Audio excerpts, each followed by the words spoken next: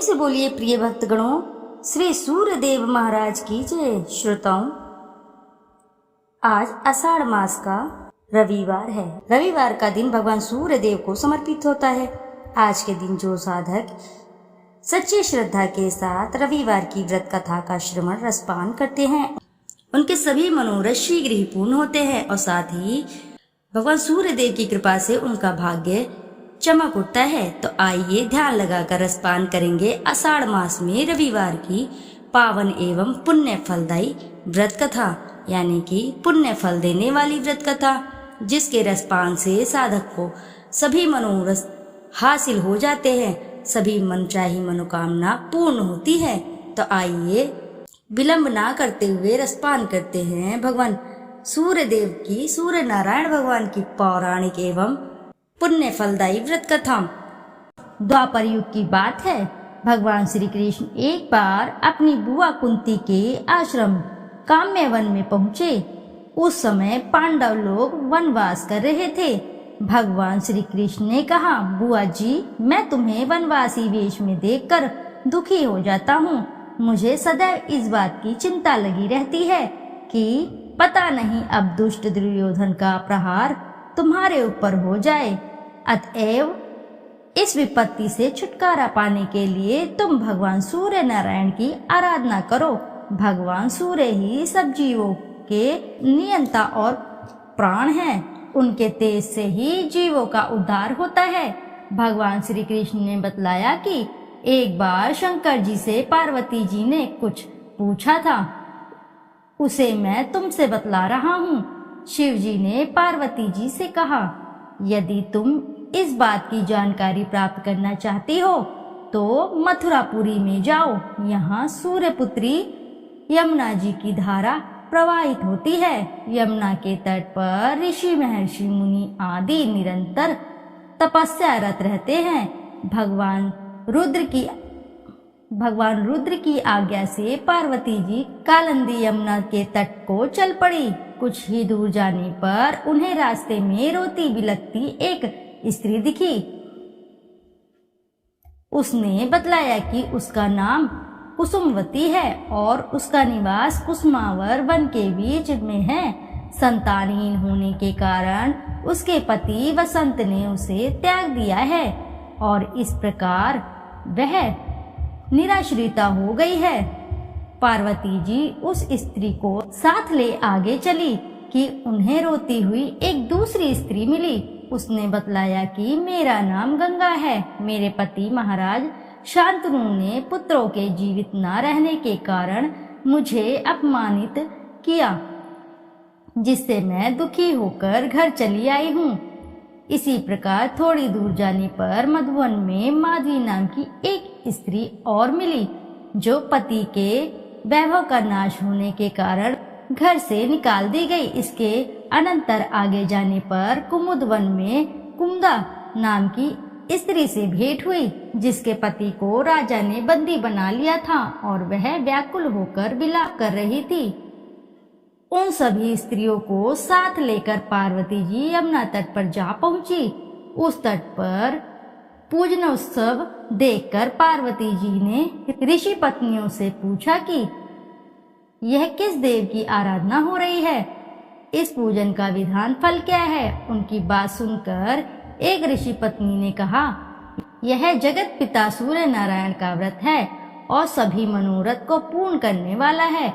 इस व्रत को करके प्रत्येक नर नारियों ने अभीष्ट सिद्धि प्राप्त की है। तुम्हें भी यदि कोई वांछा हो तो इस व्रत को करके प्राप्त करो। ऋषि पत्नियों से ऐसी बात सुनकर पार्वती जी अत्यंत प्रसन्न हुई और उस व्रत के विधान तथा फल को जानकर शिव जी के पास लौट आई। पार्वती जी ने इस व्रत को करके विघ्ननाशक गणेश जी जैसा पुत्र को प्राप्त किया। इति शुभम।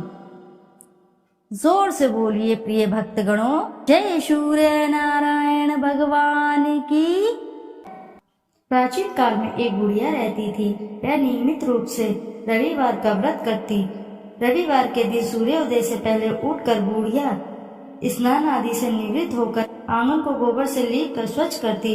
उसके बाद सूर्य भगवान की पूजा करते हुए रविवार की व्रत कथा सुनकर भगवान सूर्य को भोग लगाकर दिन में एक समय भोजन करती।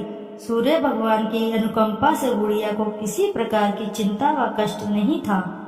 धीरे धीरे उसका घर धन धान्य से भरता रहा। उस बुढ़िया को सुखी देखते हुए उसकी पड़ोसन उससे बुरी तरह जलने लगी। बुढ़िया ने कोई गाय नहीं पाल रखी थी, अतः वह अपनी पड़ोसन के आंगन में बंधी गाय का गोबर लेकर आती। पड़ोसन ने कुछ सोचकर अपनी गाय को घर के भीतर बांध दिया। रविवार को गोबर न मिलने से बुढ़िया अपना आंगन नहीं लीप सकी। आंगन न लीप पाने के कारण उस बुढ़िया ने सूर्य भगवान को भोग नहीं लगाया और उस दिन उसने स्वयं भी भोजन नहीं किया। सूर्यास्त होने पर बुढ़िया भूखी प्यासी सो गई। रात्रि में सूर्य भगवान ने उसे स्वप्न में दर्शन दिए और व्रत करने की तथा उन्हें भोग न लगाने का कारण पूछा। बुढ़िया ने बहुत ही करुण स्वर में पड़ोसन के द्वारा घर के अंदर गाय बांधने और गोबर न मिल पाने की बात कही। सूर्य भगवान ने अपनी अनन्य भक्त बुढ़िया की परेशानी का कारण जानकर उसके सब दुख दूर करते हुए कहा, हे माता, तुम प्रत्येक रविवार को मेरी पूजा और व्रत करती हो। मैं तुमसे अति प्रसन्न हूँ और मैं तुम्हें ऐसी गाय प्रदान करता हूँ जो तुम्हारे घर आंगन को धन्य धान्य से भर देगी, तुम्हारी सभी मनोकामनाएं पूरी करेगी। रविवार का व्रत करने वालों की मैं सभी इच्छाएं पूरी करता हूँ। मेरा व्रत करने व कथा सुनने से बांझ स्त्रियों को पुत्र की प्राप्ति होती है। स्वप्न में उस बुढ़िया को ऐसा वरदान देकर सूर्य भगवान अंतर्धान हो गए। प्रातः काल सूर्य उदय से पूर्व उस बुढ़िया की आंख खुली तो वह अपने घर के आंगन में सुंदर गाय और बछड़े को देखकर हैरान हो गई। गाय को आंगन में बांधकर उसने जल्दी से उसे चारा लाकर खिलाया। पड़ोसन ने उस बुढ़िया के आंगन में बंधी सुंदर गाय और बछड़े को देखा तो वह उससे और अधिक जलने लगी। तभी गाय ने सोने का गोबर किया। गोबर को देखते ही पड़ोसन की आंखें फट गई। पड़ोसन ने उस बुढ़िया को आसपास न पाकर तुरंत उस गोबर को उठाया और अपने घर ले गई तथा अपनी गाय का गोबर वहां रख आई। सोने के गोबर से पड़ोसन ने कुछ ही दिनों में धनवान हो गई। गाय प्रतिदिन सूर्योदय से पूर्व सोने का गोबर किया करती थी और बुढ़िया के उठने के पहले पड़ोसन उस गोबर को उठाकर ले जाती थी। बहुत दिनों तक बुढ़िया को सोने का गोबर के बारे में कुछ पता ही नहीं चला। बुढ़िया पहले की तरह हर रविवार को भगवान सूर्य देव का व्रत करती रही और कथा सुनती रही, लेकिन सूर्य भगवान को जब पड़ोसन की चालाकी का पता चला तो उन्होंने तेज आंधी चलाई। आंधी का प्रकोप देखकर बुढ़िया ने गाय को घर के भीतर बांध दिया। सुबह उठकर बुढ़िया ने सोने का गोबर देखा, उसे बहुत आश्चर्य हुआ। उस दिन के बाद बुढ़िया गाय को घर के भीतर ही बांधने लगी। सोने के गोबर से बुढ़िया कुछ ही दिनों में बहुत धनी हो गई। उस बुढ़िया के धनी होने से पड़ोसन बुरी तरह जल भूनकर राख हो गई और उसने अपने पति को समझा बुझाकर उस नगर के राजा के पास भेज दिया।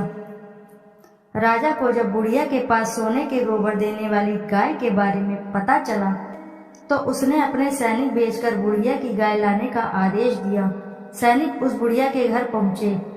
उस समय बुढ़िया सूर्य भगवान को भोग लगाकर स्वयं भोजन ग्रहण करने वाली थी। राजा के सैनिकों ने गाय और बछड़े को खोला और अपने साथ महल की ओर ले चले गए। बुढ़िया ने सैनिकों से गाय और बछड़े को न ले जाने की प्रार्थना की। बहुत रोई, बहुत चिल्लाई, लेकिन राजा के सैनिक नहीं माने। गाय व बछड़े के चले जाने से बुढ़िया को बहुत दुख हुआ। उस दिन उसने कुछ भी नहीं खाया और सारी रात सूर्य भगवान से गाय व बछड़े का लौटाने के लिए प्रार्थना करती रही। सुंदर गाय को देखकर राजा बहुत खुश हुआ। सुबह जब उस राजा ने सोने का गोबर देखा तो उसे आश्चर्य का ठिकाना न रहा।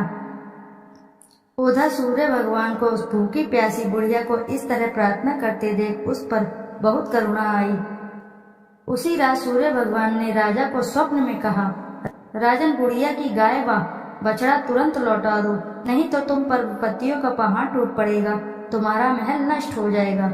सूर्य भगवान के स्वप्न से बुरी तरह भयभीत राजा ने उठते ही गाय और बछड़े को तुरंत लौटा दिया।